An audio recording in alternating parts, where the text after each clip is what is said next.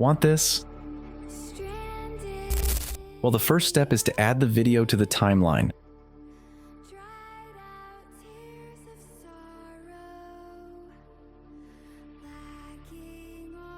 Click on Video, Basic,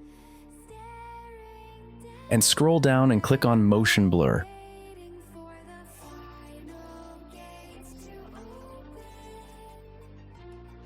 Here are all the settings which you can adjust to your liking, but in my case, I will use the following settings.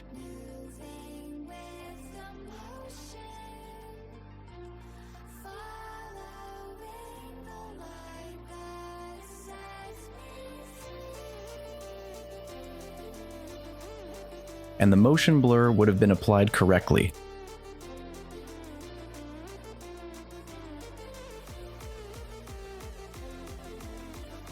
Well, if you have Windows and the motion blur option appears as Pro, that is paid, go to this link.